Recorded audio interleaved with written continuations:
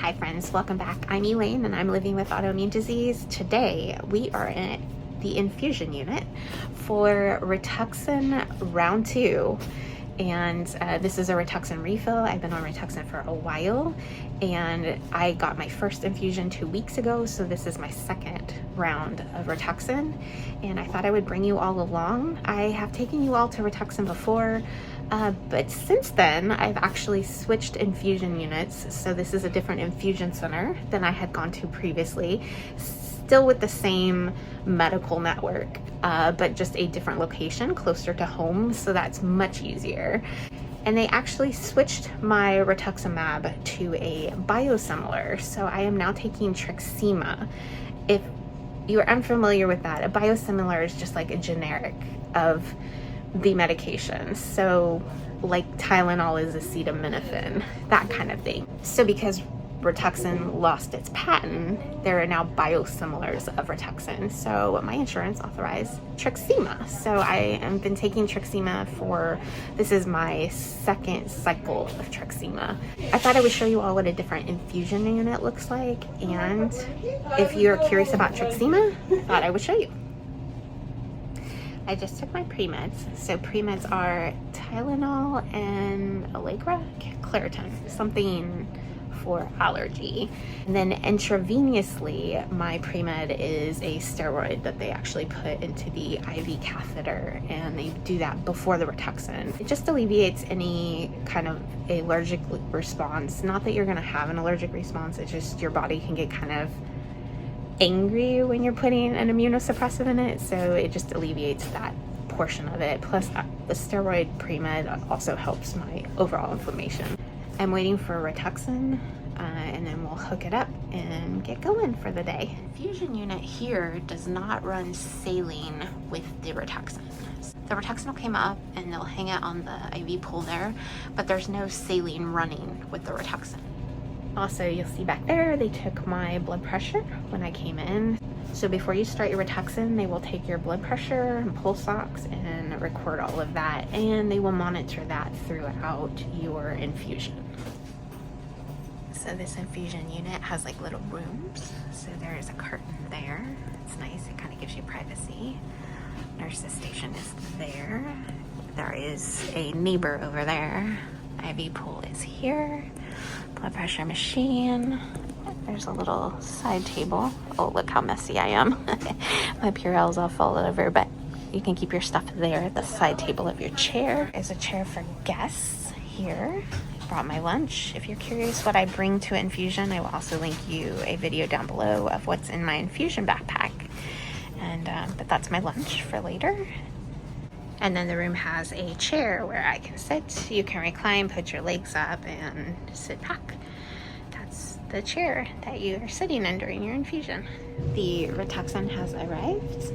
We are hooked up. We are going. It's up there. Can y'all see it? I'm vlogging one-handed. So we are hooked up and we'll see how long it takes. I checked in here at 8:30. I want to say by the time I got back here it was about 8:35, and it is now 9:20. So I got my pre-meds, waited for the medicine to come up from the pharmacy, and now we're hooked up. I will let you all know how long this takes. And if you all didn't know, I usually like to wear fun t-shirts to my infusion. It's usually a concert t-shirt. That's what makes me happy. Last time I wore my surviving purely out of spite. Today, I'm rocking my immune system as a hater shirt. People always ask me why I have a courage tattoo on this arm. This is exactly why I have a courage tattoo on this arm. It's because when I'm hooked up to the IV, I always have a little bit of courage with me. If you're curious about my tattoo story, I'll link it down below. I shared my whole story of my tattoo, and actually that's my mom's handwriting.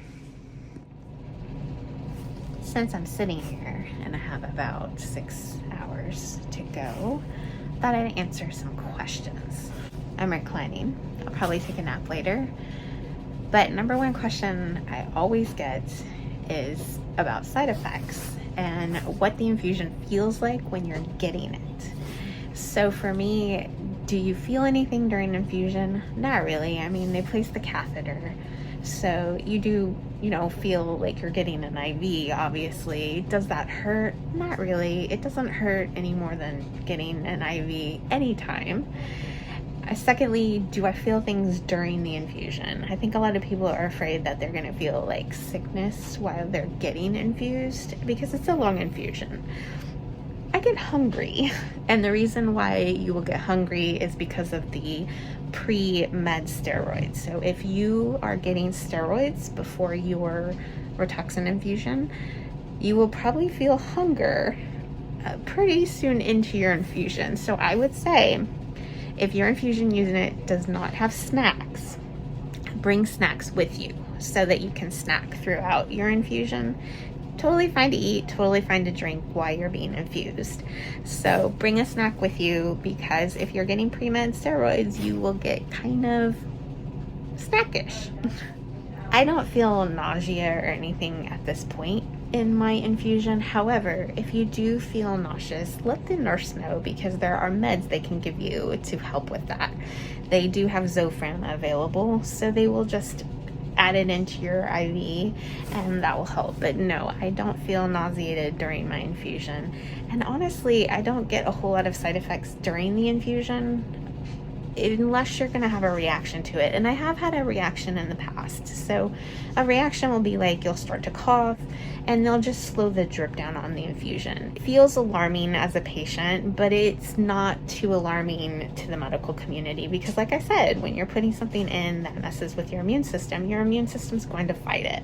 I do not get those reactions any longer. I've been on Rituxan so long, I think my body just is like, hey, okay, we know who you are, come on in.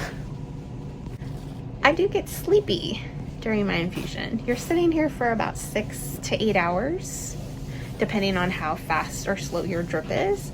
So you'll start to feel kind of sleepy, and you can totally fall asleep in the infusion unit.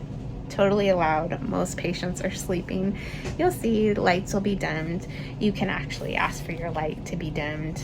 I keep mine on just because I like to play on my iPad and stuff, and I usually can fall asleep at home with the lights on, so it's not a big deal.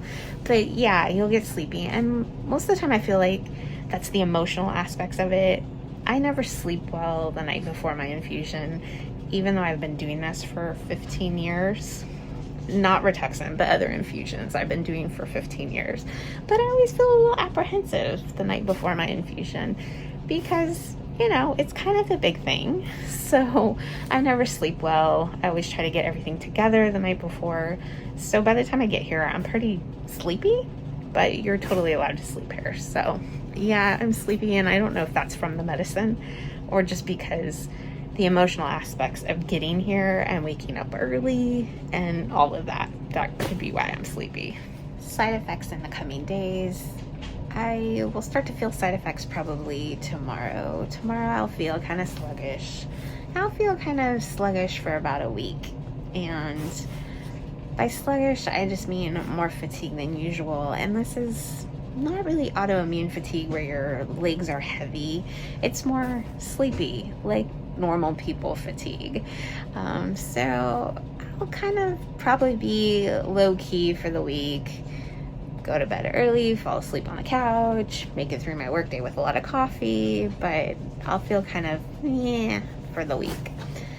I don't have any GI side effects really for following the infusion. I have a lot of GI problems anyway, just because of scleroderma, so I can't really tell you if that is a part of side effects from the infusion or really just my disease. If you're a scleroderma patient, like our GI system's a mess anyway, so I can't really tell you if it's scleroderma or Rituxan. But as far as like nausea and that kind of thing, I have to take Zofran for like the week following. No, I don't get nausea and vomiting and all that from Rituxan. The nausea I have is from GERD, and the GERD is from scleroderma. So yeah, as far as the Rituxan, nah. And I think a lot of you might be new to my channel, so you might not understand why I'm on Rituxan. But I take Rituxan because I have autoimmune disease. I have systemic sclerosis or scleroderma with an overlap of rheumatoid arthritis. I also have lupus. So the Rituxan treats my autoimmune disease. Rituxan is used in both rheumatoid arthritis and scleroderma. So it kills two birds with one stone, hopefully. So that's the ultimate goal. So I'm on Rituxan, I take Cellcept, I take daily prednisone, and I also do SCIG. If you're unfamiliar with what SCIG is, it is a subcutaneous form of IVIG, which is an immunoglobulin, kind of an immune system thing. If you're curious about SCIG, I'll link you a video down below about my experience with that. Does Rituxan work? People always want to know, does Rituxan work? Yes, I think that I am better than what I would be without Rituxan. In fact, I know that because I've had to take breaks from Rituxan. But am I cured? No. Unfortunately, Rituxan isn't my miracle drug that is curing me and helping me to live 100%. It is a good helper, so I do feel better with it than without it, but it is not a miracle cure for me. But I continue to do it because I do feel better with it than without it. So would I be worse without Rituxan? Absolutely. But am I cured with it? No. Am I in remission? No.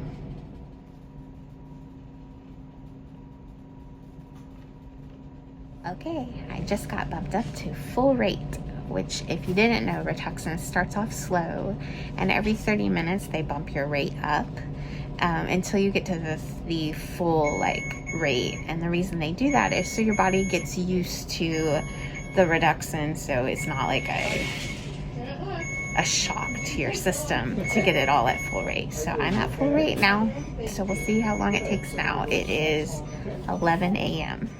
If you're curious about the rate I'm doing my round 2 Rituxan, this is the rate that we are doing today. And if you're curious if you have to go to the bathroom, what do you do? Because it's a long infusion, you'll have to go to the bathroom. Big deal, you just unplug your IV pump from the wall and take the IV pool with you to the bathroom. It has a battery backup, so it keeps going. And then when you get back to your room, just plug yourself back in. So I'm checking in with you all because I had lunch. I didn't bore you all with that. I just had a jelly sandwich and some pretzels. This infusion center does not provide lunch. So the one that I go to down at the hospital in Los Angeles, they give you lunch when you're there. So you get a sandwich or whatever, but I just brought something with me. So check your infusion center before you go, especially for Rituxan because it's a very long infusion. And check and see if they provide you a meal. And if not, I would pack something with you to bring. Like I said, if you get the steroid pre-med, you'll get hungry. So you're gonna wanna have snacks or something. And I ate, I talked to my mom. It was cute because my mom was telling me a story. And she's like, well, if you don't have time to talk to me, that's okay. And I'm like, I literally have hours. So keep me company and talk to me.